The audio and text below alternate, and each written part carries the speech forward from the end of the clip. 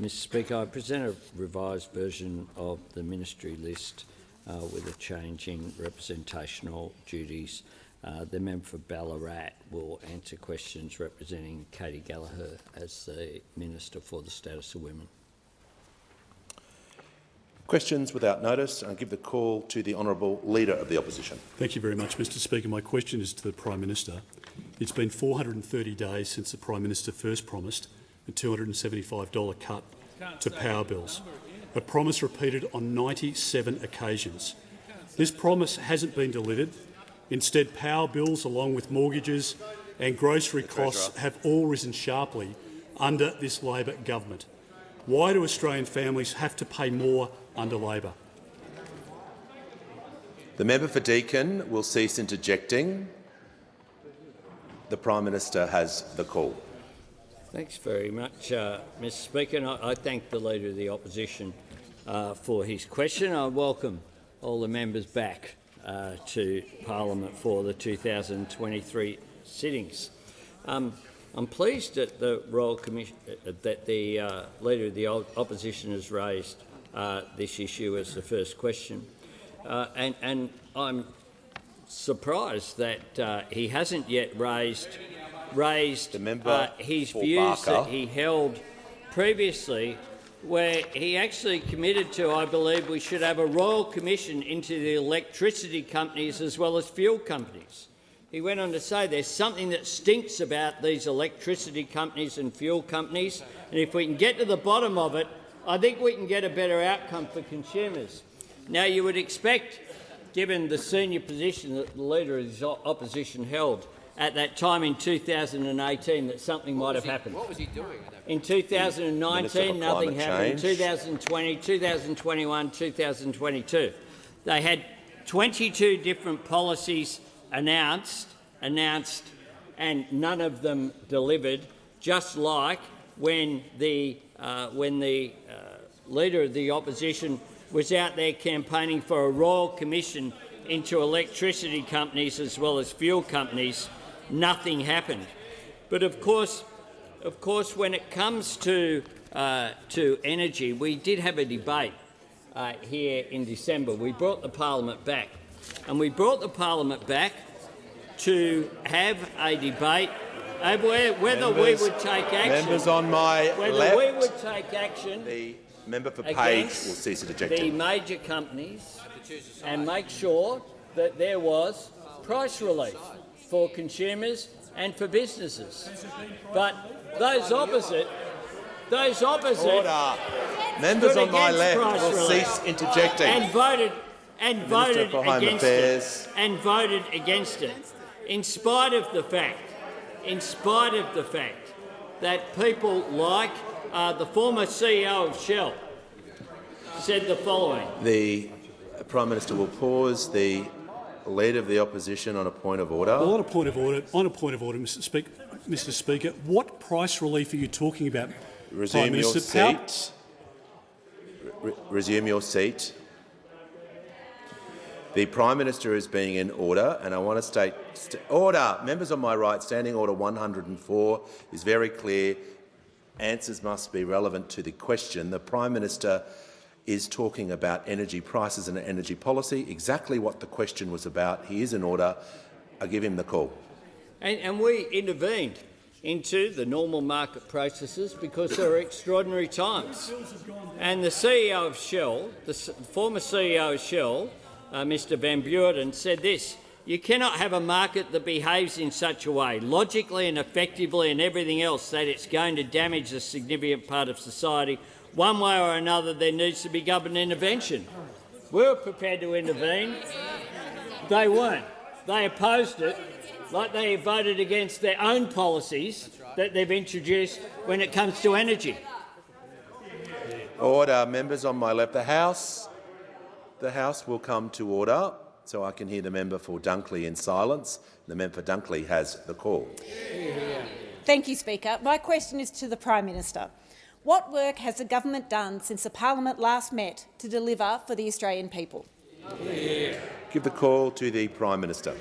I thank the member for Dunkley for her question and welcome her back from the excellent representation that she and the member for Gippsland gave Australia at the United Nations at the end of last year. Well, we have been delivering the positive and practical changes that the Australian people voted for on the 22nd of May. We promised the Australian people that after a wasted decade we would not waste a day, and indeed we haven't. Cheaper medicine started on the 1st of January. The first time there's ever been a cut in the 75-year history of the pharmaceutical benefit scheme. Now, cutting the price of medicines to $30 means that a family with 2 or 3 scripts could save up to $450 a year. On the 1st of February, 10 days paid family and domestic violence leave came into effect, meaning that women in a situation whereby they need to escape a violent circumstance won't have to choose between that and being able to put food on the table, being able to get that assistance. During the break as well, tragically, we provided immediate flood assistance and disaster relief to communities in Western Australia around Fitzroy Crossing, to South Australia in the Riverland, to New South Wales, more funding for those communities hit by devastating floods. Expressions of interest for urgent care clinics have opened. We've released the Strengthening Medicare Task Force report. When it comes to our defence, we announced key acquisitions for the ADF, including high mobility artillery rocket systems, guided weapons and upgrades to the RAF's fleet of electronic aircraft. We launched our national cultural policy in Melbourne, supporting Australian artists and culture, and also at the same time, of course, supporting our economy. We established the Royal Commission into Robodebt. You might hear a bit more about that over coming days, because the evidence there has been quite extraordinary, the devastating testimony about the impact of that disgraceful program on people's lives. And that follows from the other work that we've done through legislation where changes will come in this year. Cheaper childcare from July 1, legislating a National Anti-Corruption Commission. This is a government with a sense of purpose. This is a government not here to occupy the space, but to make a difference to people's lives, and that is exactly what we are doing. The member for McEwen will cease interjecting. The Deputy Leader of the Opposition has the call. My question is to the Prime Minister. Before the election, the Prime Minister promised he would deliver cheaper mortgages. Since the election, mortgage repayments have increased by around $1,400 a month for a typical Australian family, and every economic decision the government has taken has pushed interest rates higher than they otherwise would be. Why do Australian families always have to pay more under Labor? Order. Members on my right will cease interjecting. The Minister for Climate Change will cease interjecting. The Prime Minister will be heard in silence. I give him the call. It's a reality of a world where there's inflation. I think Australians understand that. There's a lot of pressure, upward pressure, on interest rates at the moment. They're not my words, they're his. The Leader of the Opposition. They are the words of the Leader of the Opposition on the 3rd of May 2022. The words when interest rates began to rise in May 2022. The Shadow Treasurer had a bit to say too. He said the problems were caused by factors outside of control. He said this, quote, "We're facing circumstances in what's happening in the Ukraine and Russia that were not expected and very hard to predict. These pressures are driven by extenuating circumstances." Now, the Deputy Leader of the Opposition has tried this on a number of times. And what she attempts to do is to say that a shared equity scheme where instead of 100% of a mortgage being paid by the mortgage holder, less than 100% of the mortgage is paid by the mortgage holder because it's shared equity. Shared equity is what she is talking about. Now, she's a member of the Deputy Leader is a member of the New South Wales branch of the Liberal Party, of course. And this week, the Liberal Party in New South Wales, the government of Dominic Perrottet, have announced a shared equity scheme. A shared equity scheme. Joining Victoria, joining Western Australia. I mean, for goodness sake. Don't ask questions here. Maybe you should get on the phone to the New South Wales Premier and to the others who had to save your pre-selection last time round. The member for Groom.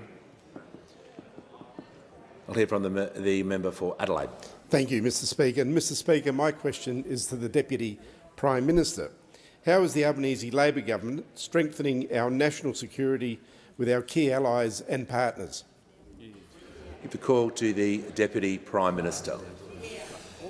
Well, can I thank the member for his question? And, Mr Speaker, almost immediately after we rose from question time last year, the Foreign Minister and I went to the United States where we participated in the AUSMIN discussions. And there was a shared sense with both ourselves and the United States that the world's global rules-based order is under as much strain now as at any point since the end of the Second World War, and that what this demands is that Australia and the United States work even more closely together, and as a result we announced an increased tempo of activities and exercises between Australia and the United States.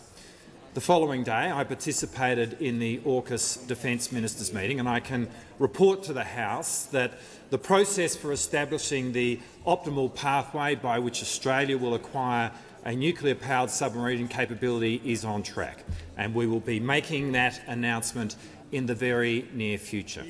And despite a lost decade from those opposite, which has seen the very real potential of a capability gap opening up with our submarines, I am confident that the pathway that we will announce will provide a solution to this, as well as giving rise to the single biggest evolution in Australia's military capability since the establishment of the Royal Australian Navy by the Fisher government in 1913.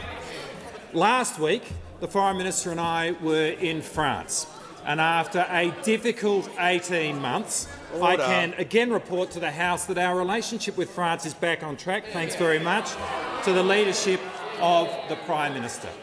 France is a neighbour, a Pacific power, and it matters. And under the Albanese government, France stands in the very top tier of the most important relationships that we have. And last week we also participated in AUKMIN with our UK counterparts.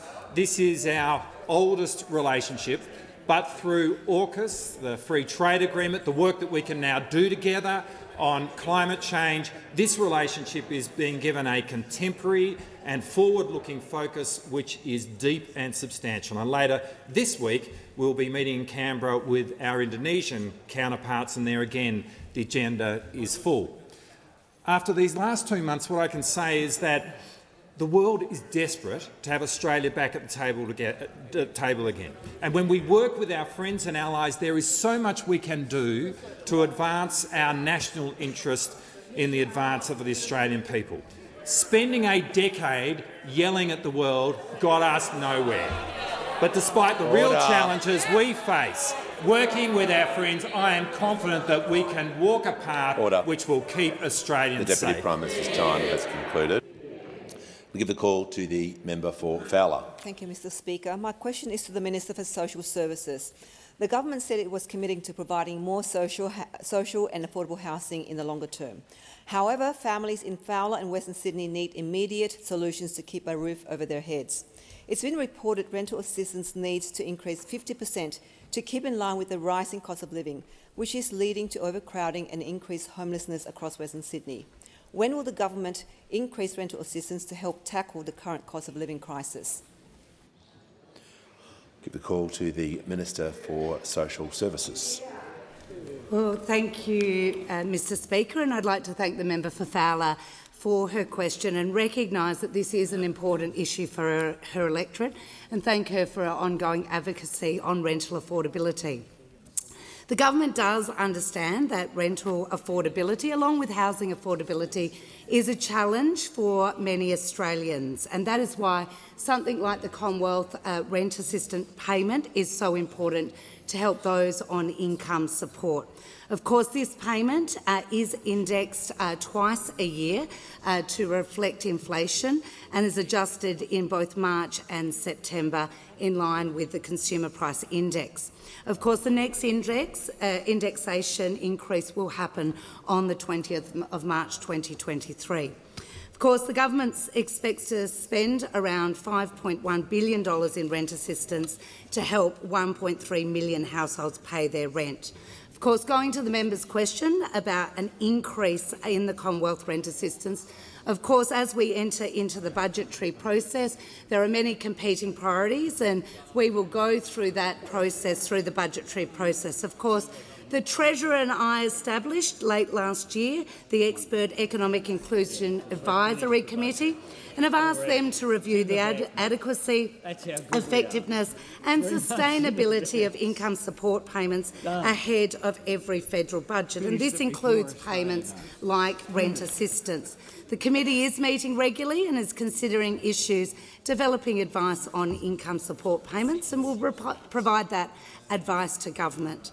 I think, as noted in the member's question, though, when it comes to rental and housing affordability, unfortunately there is no silver bullet, and the Albanese government is already taking action through a range of measures to develop long-term solutions that do go beyond rent assistance. And I would like to recognise my colleague who is leading this charge, the Minister for Housing and Homelessness, for her work in delivering an ambitious agenda, comprehensive housing. Of course, we need to see an increase of supply in this country, and that is exactly the work that she's doing in increasing the amount of social and affordable housing through the $10 billion Housing Australia Future Fund.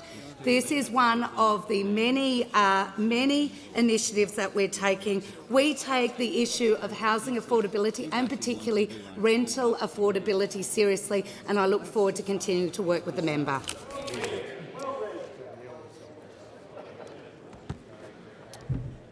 Order. I give the call to the member for Hawke. Thank you, Mr Speaker. My question is to the Treasurer. What are some of the challenges facing the Australian economy in 2023, and how is the Albanese Labor government responding? Give the call to the Treasurer. Order. Members on my left are eager, but they shall remain silent. Got a couple of extra. The Treasurer has the call. Thank you very much, Mr Speaker, and I thank the member for Hawke for his question. Mr Speaker, we are optimistic about the future of our economy and the future of our country, but we need to be realistic as well about our prospects in 2023. We need to be realistic about the challenges that are coming at us from around the world and impacting our people and our economy. Inflation is the major challenge in the global economy, it's the major challenge in our own economy, and it's the major focus of the Albanese government as well. Honourable members will be aware that 2022 finished with an inflation number at 7.8%. But what they may not be aware of is that the worst quarter for inflation last year was actually the March quarter. The fastest growth in inflation was at the beginning of the year, not at the end of the year. And we do know and we do expect that inflation has begun to moderate in our economy. 7.8% is obviously unacceptably high and puts a lot of pressure on families and others in our community, but we expect that inflation is starting to moderate. It will stay higher than we'd like for longer than we'd like. That is the truth of it. And interest rate rises are an inevitable consequence, as the Leader of the Opposition has previously said, and the Prime Minister quoted him a moment ago. Interest rate rises are an inevitable consequence of inflation as high as it is in our economy. Now, the Reserve Bank will take its decision tomorrow independently, Our focus as a government is on the pressures which are coming at us from around the world but being felt around the kitchen tables of this nation. And that's why we've got a plan for inflation which has three major parts. The first part is to provide responsible cost of living relief without adding to inflation, responsible cost of living relief with an economic dividend. We're doing that with cheaper early childhood education and cheaper medicines, and we're doing that with the electricity bill relief that those opposite voted against. Secondly, we're dealing with the supply-side issues in the economy that were left to get worse and worse over the past decade, addressing the broken energy market, addressing the skills crisis, and by building the resilience of our supply chains, including through the National Reconstruction Fund. And third, by showing spending restraint in the budget, returning 99% of the revenue upgrades over the next 2 years to the budget bottom line when inflationary pressures are most acute. That is unrecognisable to those opposite who managed to return just 40% of the revenue upgrades in the budget. So, Mr Speaker, this will be a challenging year for our economy and the global economy and for our country, but we can do more than just batten down the hatches and ride it out. We will see this inflation moderate, we'll keep building our buffers, we'll keep building an economy that's stronger, and we'll keep building a better future that Australians deserve. Give the call to the member for Hume. Thank you, Mr Speaker. My question is to the Prime Minister. How many Australian households are set to face higher mortgages this year when they move from fixed-rate loans to variable rate loans? Give the call to the Prime Minister. Thanks very much. We very much understand that the pressure when it comes to increases in interest rates have an impact on families and households. We understand that, which is why we are undertaking measures to take pressure off cost of living, which is why we introduced cheaper pharmaceuticals, which is why we've introduced fee-free TAFE, which is why we will have cheaper childcare on July 1. And for many Australians who do have fixed rates, they will be impacted when those fixed rates end, whenever it is, whenever the particular arrangements that they have as individuals with their financial institutions is. So we know that this is an issue, and that is why we are doing all that we can, just as we did last October, to produce a responsible budget. The member for Page. When members on my left remain silent, I'll take the point of order. Mr Speaker, if this was a priority for the Prime Minister, he'd know the answer to the question. Resume your seat. Order. Members on my left, before the Prime Minister, the Treasurer, the Deputy Leader of the Opposition, I won't rule on the point of order. Call the Prime Minister. Thanks, Mr Speaker. And when the member for Deakin is warned, as we have said, when those fixed mortgages end, there will be an increased pressure on around about 800,000 Australians who will go off fixed rates onto more flexible rates.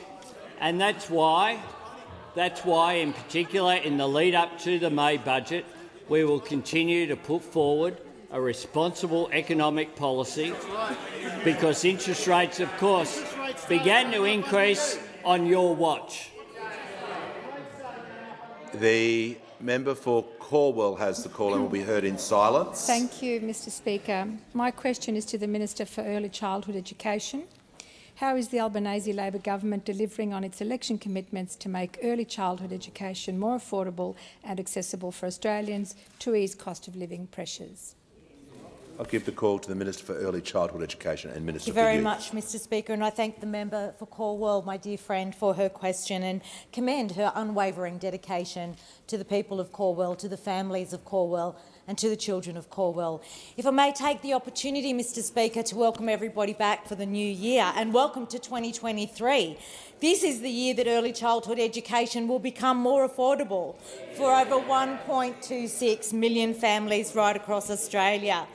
And that is because of this government's legislation passed last year within our first 6 months of being elected through the Cheaper Childcare Bill.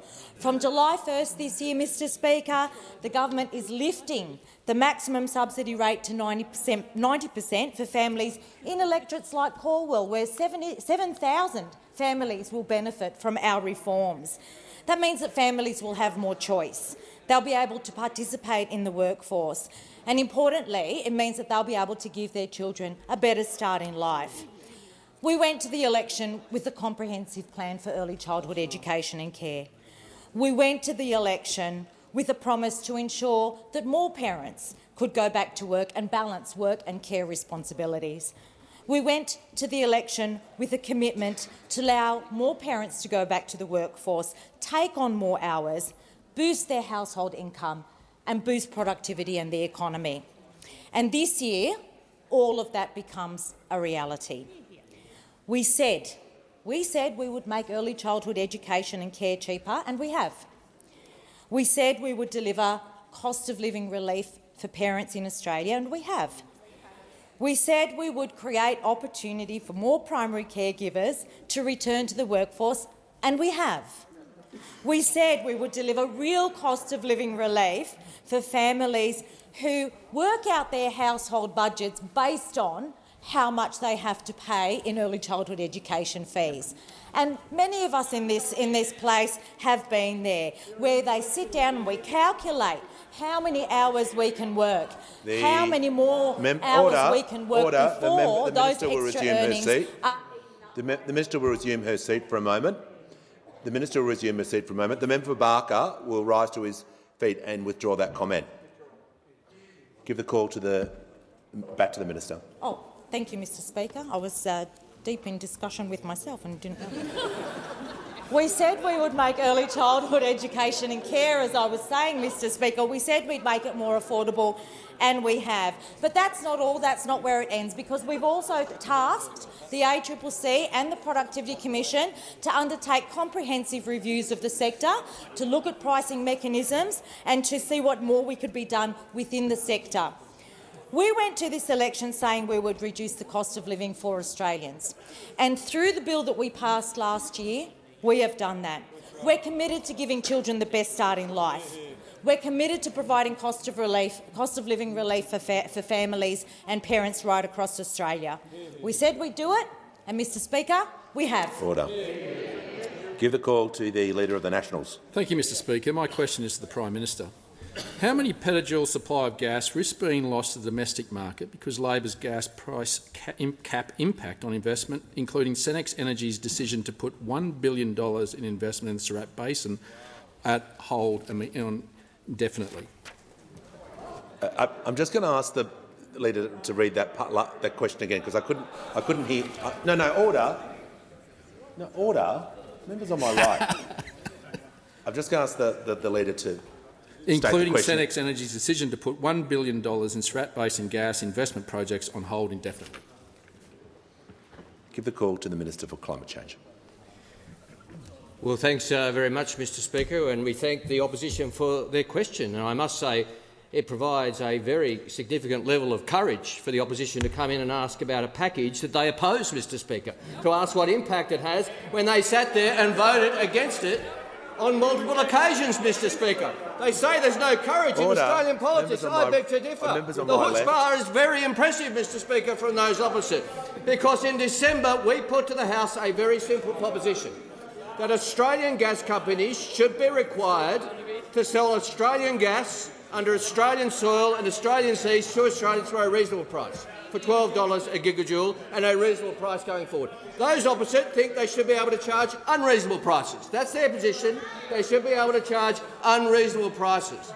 Now, the fact of the matter is, Mr Speaker, that in 2021 96% of gas was sold for under the cap.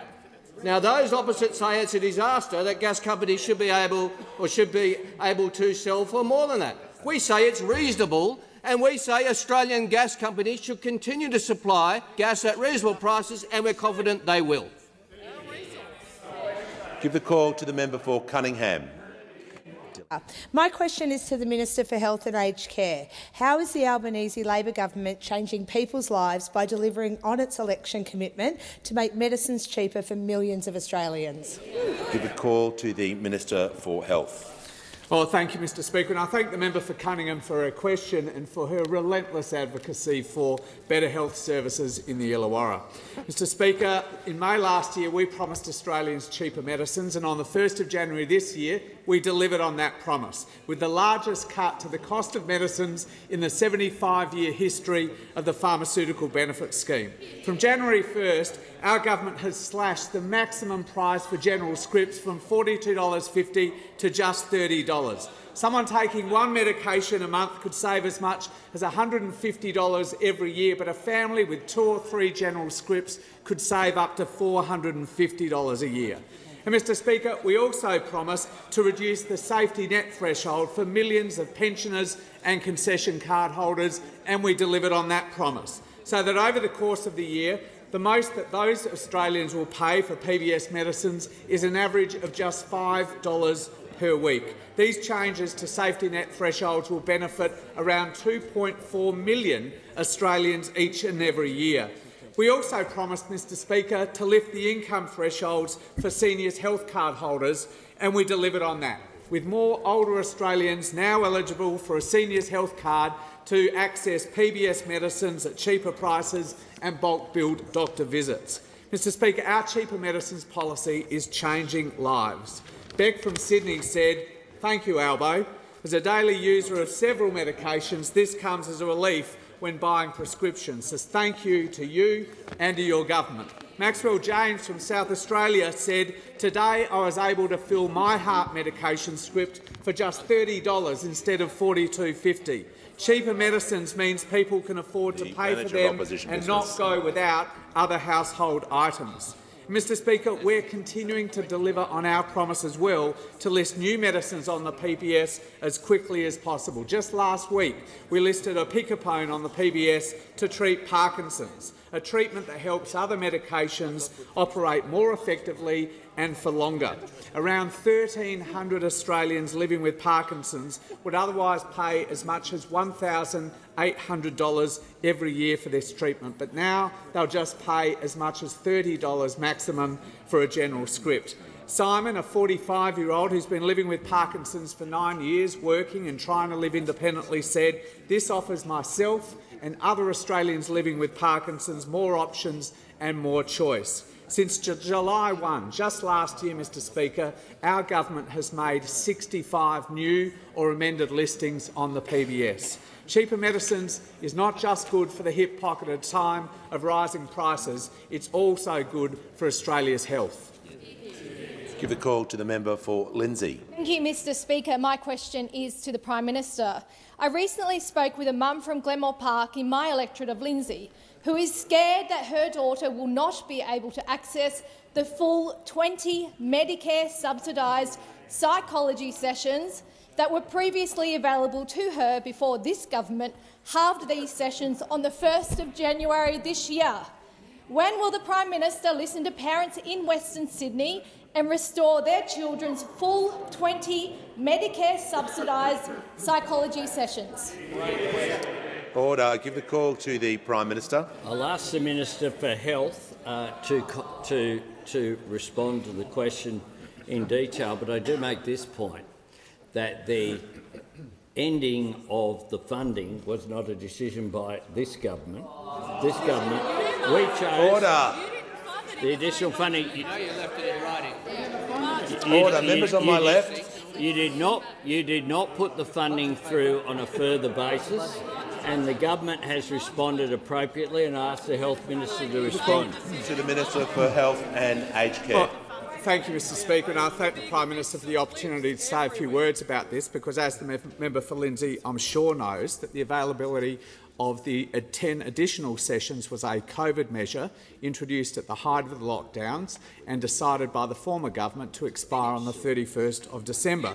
I'll also say that the decision not to extend the additional sessions was taken after serious consideration and in light of the evaluation of Better Access that I published in December. And I'll just run through a few conclusions about that evaluation. While the evaluation said that Better Access was largely a program that delivered positive outcomes, it also found again that it was a highly inequitable program.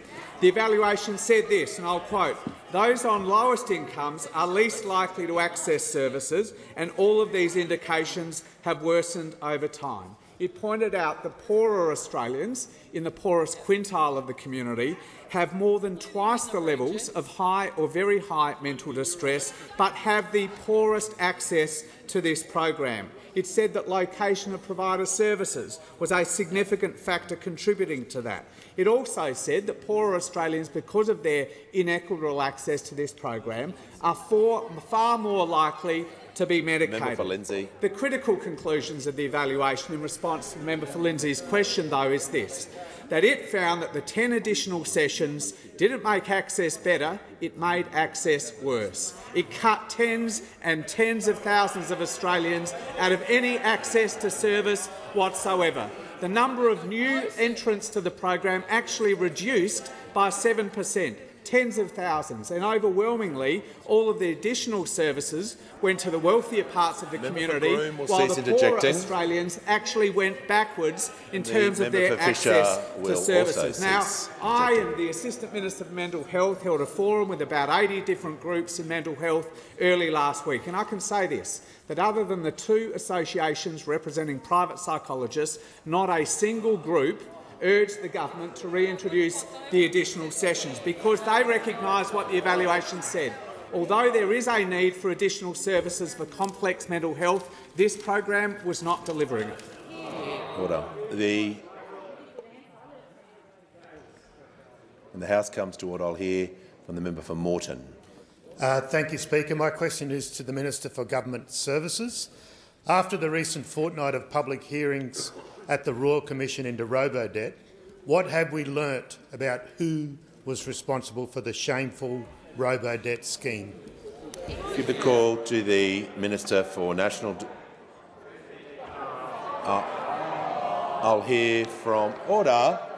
Members on my right, I'll hear from the Manager of Opposition Business. Well, Mr Speaker, I just want to draw your attention to the words of Speaker Snedden when a similar issue arose about members the on my extent right, to which members on my right will cease interjecting.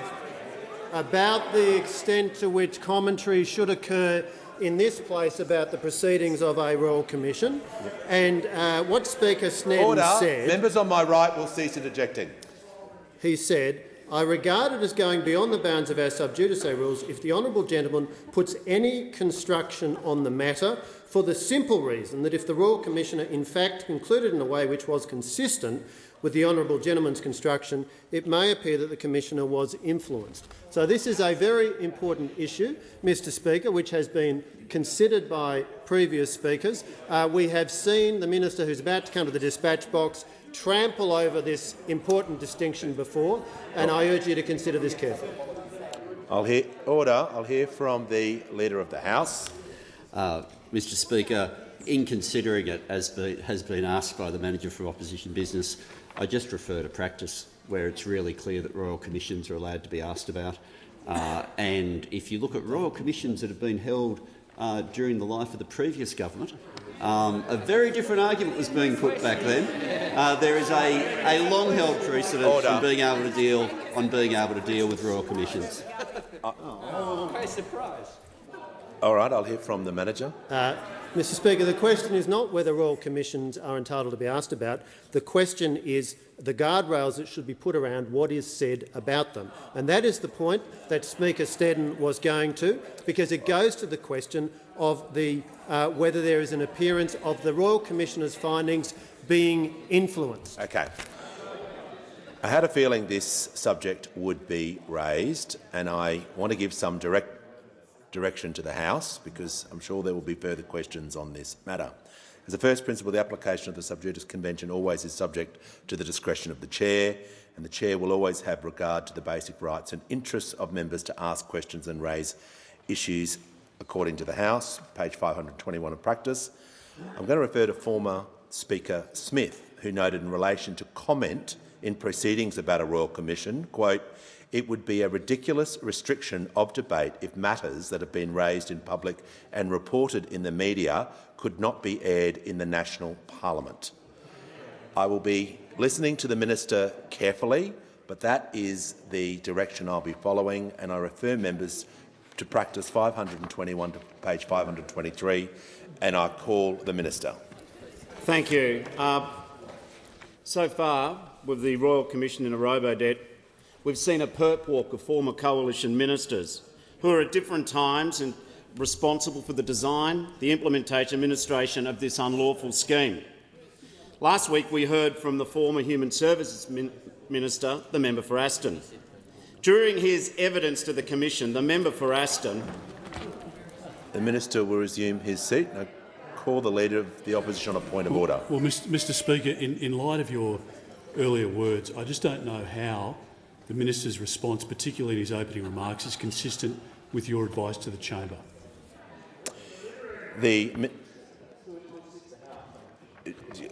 Sure, I will call. The minister has the call. The Royal Commission at Robodebt sent a conga line of coalition ministers, not a perp walk. I'll just ask the minister to get to the substance of the question. Okay. He has been asked. During his evidence to the Commission, the member for Aston acknowledged that, 1, he was responsible for the administration of the Robodebt scheme between February 2016 and December 2017. 2, he knew that Robodebt produced inaccurate debt notices. 3, he did not think to raise questions about the legality of the scheme for the duration of his time as the minister. 4, he requested the personal files of 52 Centrelink recipients who had complained in the media in the period between Christmas 2016 and January 2017. 5, he did think, however, to get legal advice about accessing the personal files of the 52 public complainants, as opposed to seeking advice as to the lawfulness of the whole scheme. Now, the member for Aston did pay forensic attention to people complaining about the scheme, but never the complaints. He investigated the messengers, but never the message.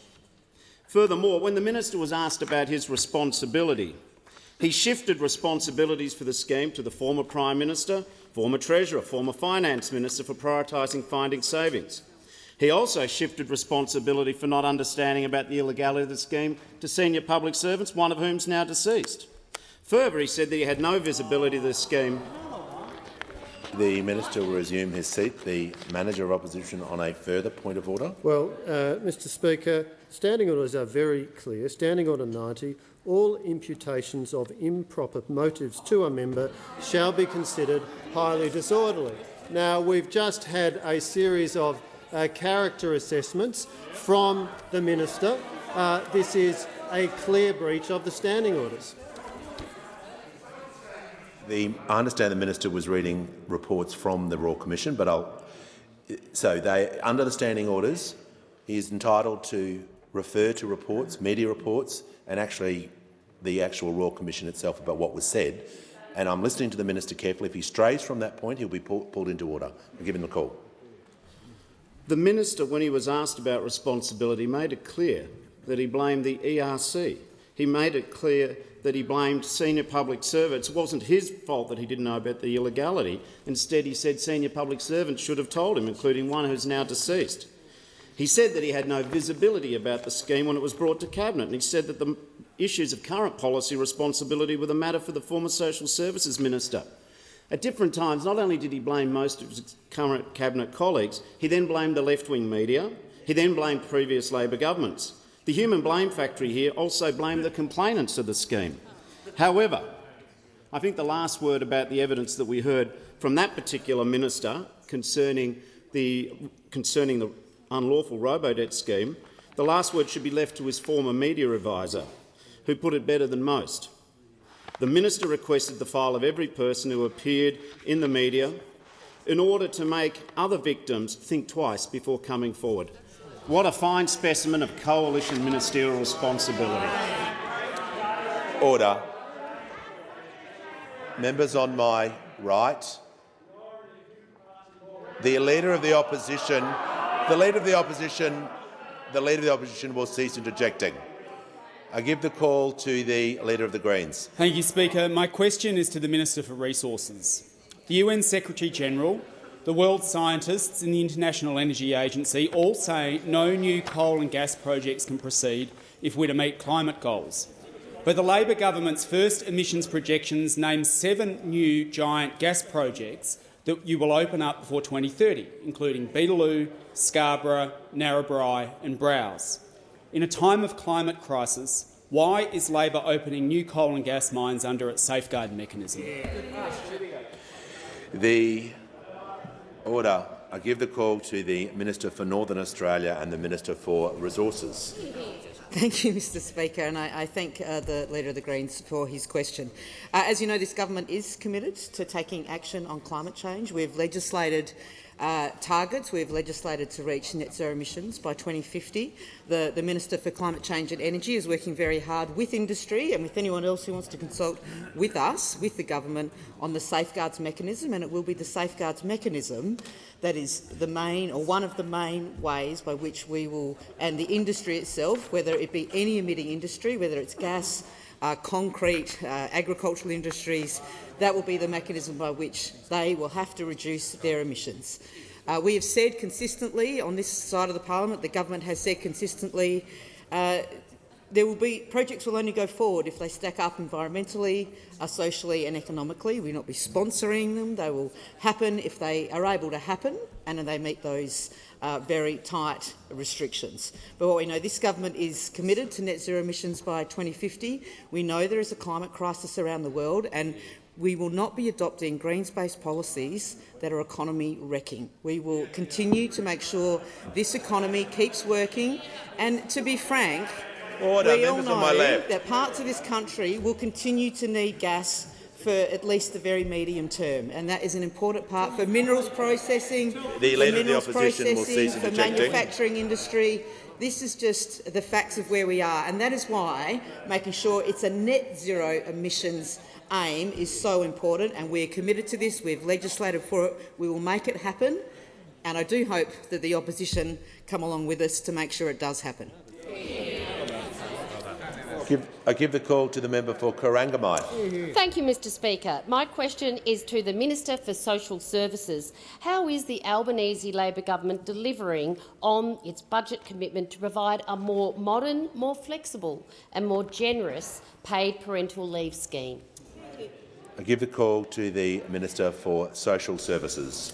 Thank you very much, Mr Speaker, and I would like to thank the member for Corangamite for her question.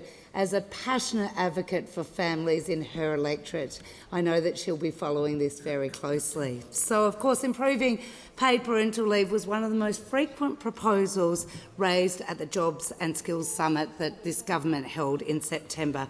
It brought together unions and businesses who really articulated the importance of improving paid parental leave. Of course, the Albanese government is now delivering on that. We are delivering a $500 million investment announced in the October budget to expand the scheme to 6 months by 2026. And we have wasted no time in delivering this commitment, introducing legislation in November 2022 to fix paid parental leave so it's right for the times and right for the future. The legislation currently before the House implements the first stage of the government's changes from the 1st of July 2023.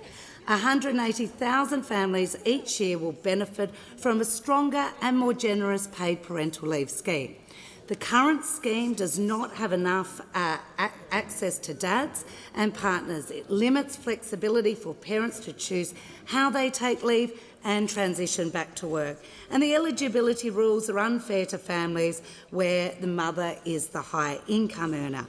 Our legislation fixes this. It gives more families access to the payment, provides parents with more flexibility in how they take leave, and encourages them to share the care to support gender equality.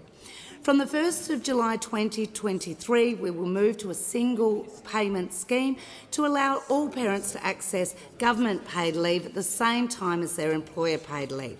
This will help families maintain their income while caring for a newborn. We'll also expand eligibility with a more generous household income test of $350,000, which will give more families access to the payment. We will, of course, encourage parents to share care with an easier claiming process that allows either parent to take leave first and removes the assumptions about mothers and fathers being primary and secondary carers. Parents will also be able to take leave in a way that works for them.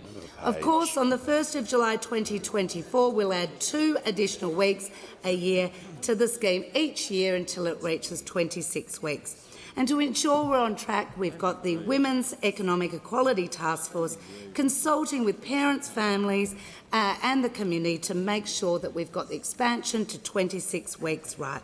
We are delivering on our plan for a better future for families, a fairer future for families and a stronger Australia. The call to the honourable member for Barara. Thank you, Mr Speaker. My question is to the Prime Minister. In June 2022, the National Aboriginal Community Controlled Health Organisation wrote to the government pleading for the Commonwealth to extend the NT alcohol ban for an additional 2 years to maintain their dry status and prevent a spike in alcohol-related injury and offending. Why did the Prime Minister ignore these calls from Indigenous leaders? The call to the Prime Minister.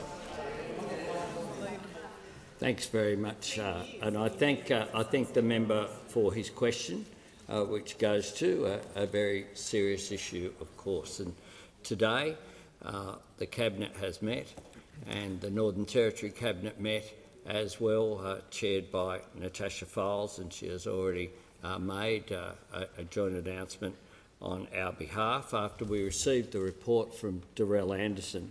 And it's true that there were changes as a result of the decision of the former government to stop the Stronger Futures program in June of last year after it was put in place by the former Labor government in 2012 over a 10-year period under then Minister Macklin.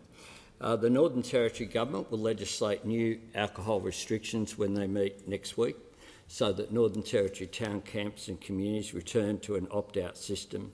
The dry zones will remain in place until an approved community alcohol management plan is developed and agreed to by the liquor controller in the Northern Territory, and then it will need to be put to a local community with a 60% threshold. But as the member is aware, I'm sure, this isn't just about alcohol. Indeed, of the 96 remote communities in the Northern Territory, 88 of them are dry. This is about intergenerational disadvantage. It's about a lack of employment services, a lack of community services, a lack of educational opportunity. This is intergenerational disadvantage. And the truth is that all governments could have done better. All governments, Labor, Liberal, Northern Territory, here in Canberra, could have done better. And that's why we have also announced a Central Australia plan for a better, safer future for Central Australia with $250 million of investment on top of what we announced just a week ago. That will include improved community safety and cohesion through more youth engagement and diversion programs, along with improved CCTV and lighting. It will improve job creation. It will include on-country learning. Importantly, preventing and addressing issues caused by fetal alcohol spectrum disorders. Better services, investing in families, investing in increased domestic violence services. These policies will be developed and implemented in partnership with the Northern Territory Government, with the Northern Territory Controller, Darrell Anderson, has been put in place. They're driven by one goal: real, lasting improvements in people's lives. But what we know is that it won't be solved overnight, but we do know that you'll get better outcomes if you involve communities on the ground rather than think that decision should be best made in Canberra, and that is why we've structured this. I'm very pleased that the Cabinet approved this on the basis of, after receiving the report from Dorrell Anderson. That report will now be released publicly for all to see. Now it's been considered by both the Northern Territory Cabinet and the Australian Cabinet, and I'd invite the opposition to participate constructively in this. There's nothing to be served by trying to politicise these issues. What we need to do is work together, all of us, to achieve better outcomes for the most disadvantaged group in Australian society, First Nations people. That's what my government's committed to doing. Give the call. Order, members on my left. I give the call to the member for Jagga Jagga. Thank you, Mr Speaker. My question is to the Minister for Skills and Training. How is the Albanese Labor government working with states and territories, in particular Victoria, to roll out fee-free TAFE and VET and to tackle the skills shortages the government inherited? I give the call to the Minister for Skills and Training. Thank you, Speaker. I'd like to thank the member for Jagga Jagga for the question and her strong support for TAFE, not only in her electorate but across the country. Last week I joined the member for Jagga Jagga at Melbourne Polytechnic in Heidelberg to meet students who have enrolled in fee-free TAFE courses for this year. We met with students and apprentices in waterproofing, carpentry, electrical and locksmithing. We also met the hard-working teachers and support staff who help mentor the next generation. While there, the member for Jagga Jagga and I spoke with Natalie, one of the few female locksmith teachers in Australia. After completing her locksmithing course back in 2004, Natalie decided to return to Melbourne Polytechnic in 2018 to teach, to inspire and to support the next generation of locksmiths. According to Natalie, locksmithing is a wonderfully old and beautiful trade with a great career pathway, but like most other trades, it is of course changing as a result of technology, and as locksmithing isn't just about locks and safes, it's also focused on emerging areas such as electronic security. In TAFEs all over Australia, we find people like Natalie dedicated to supporting the next generation of tradespeople, Speaker. And like them, Natalie is a great advocate for vocational education and training, and someone who's focused on highlighting the many benefits of VET employment into good, secure, rewarding jobs. Speaker, according to the OECD, Australia has the second highest labour supply shortage per capita in the developed world. The National Skills Priority List last year showed an almost doubling of occupations on that list, from 153 to 286 occupations. That's why it's so critical we see the enrolment in the 180,000 fee-free TAFE places this year, so that we can ensure that workers have the skills that are in demand, that businesses have the skills that they're crying out for, that indeed our economy has the skills that it needs to grow. The Albanese government is taking a very collaborative approach by working with all state and territory governments, and late last year we signed 8 separate agreements with states and territories to deliver these enrolments. And as I've been advised, there's been some very good progress in terms of the enrolments. For those listening, if you're interested in getting new skills or reskilling and moving into other areas, particularly areas of demand, I'd invite you to consider enrolling into these courses. Along the way, of course, during the course of this year, as those places are being filled and people acquiring skills, we'll be negotiating a national skills agreement, a 5-year agreement with state and territory governments to ensure we have reforms in the VET sector, a sector that needs to deliver skills that our economy demands. Give the call to the honourable member for North Sydney. Given the New South Wales EPA ordered Coles and Woolworths to dump more than 5,200 tonnes or 5 billion pieces of soft plastic into landfill from their failed Red Cycle scheme, and acknowledging that single-use plastic is not only a pollution crisis but a climate one— If the member can resume, I've just got to ask her to state the question of who you're directing the question to. I've just asked the clock to be reset, and I'll give the call to the member for North Sydney. I was distracted, sorry. My question is to the Minister for Environment and Water. Given the New South Wales EPA ordered Coles and Woolworths to dump more than 5,200 tonnes or 5 billion pieces of soft plastic waste into landfill from their failed REDcycle scheme, and acknowledging that single-use plastic is not only a pollution crisis but a climate one, will the minister force change by introducing a levy on the production and consumption of single-use plastics made from virgin plastic? The call to the Minister for the Environment and Water. Thank you, Mr Speaker, and I want to thank the member for North Sydney for her very important question. She's quite right to identify the scale of this problem and the importance of this problem of soft plastics and the failure of those opposite to institute real change in recycling, particularly for soft plastics. The report that she's referring to says 139 million tonnes of plastics were produced in 2021. And what that means in practice for Australia is that by 2050, if we keep going the way we're going, the plastic in the oceans will weigh more than the fish in the oceans by 2050. In Australia, the average Australian is ingesting about a credit card's worth of microplastics every week through the food and the water they drink. So it is a shame that we've wasted a decade, but we are turning that around. This government has committed to a $250 million investment in upgrading recycling infrastructure with the states and territories and the private sector, including specifically $60 million for those hard-to-recycle plastics like soft plastics. We know that families around Australia have been doing the right thing. They've been collecting their soft plastics, they've been schlepping it down to the supermarket, and then instead of it being recycled, it's sitting in warehouses causing environmental problems. We've established the Circular Economy Advisory Group that includes, it's chaired by John Thwaites. It includes our Chief Scientist, Engineers Australia, Chemistry Australia, the CSIRO. With the Minister for Industry, we're investing in research grants to support the circular economy. We've joined international efforts to reduce the use of plastics around the world.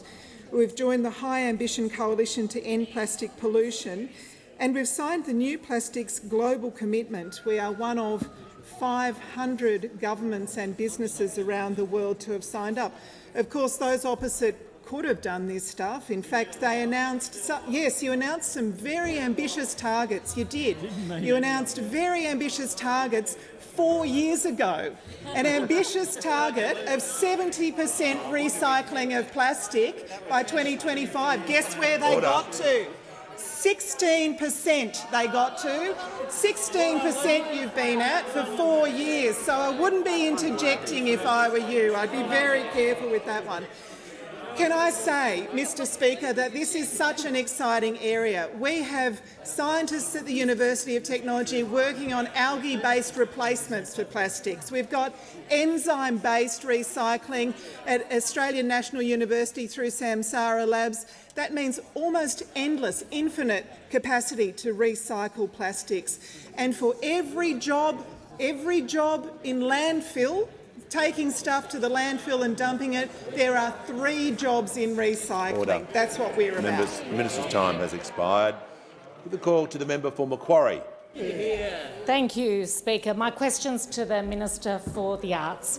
How's the Albanese Labor government supporting the arts and entertainment sector in Australia after a wasted decade? And what's been the response to the launch of Revive? Give a call to the Minister for the Arts and the Minister for Employment and Workplace Relations. Thank you very much, Mr Speaker. And I was pleased last week to be there with the Prime Minister at the launch of Revive, Australia's cultural policy, a place for every story, a story for every place. And I hear it's interesting hearing the complaint immediately. Now they're complaining you didn't spend enough money. Now in terms of that argument, you should check what the shadow said. But one of the arguments that's been put in terms of the reception to Revive, so I'll go straight to it before I go to some of the detail, was it should have been more like the RISE program. Now, those of you might, if you know about the RISE program, this is the one that, when it decided which Australian stories will be funded Guns and Roses. Chose the Guns and Roses tour so that people could sit there, hearing Axel sing Sweet Child of Mine and think there's an Australian story. That was their approach. That was their approach.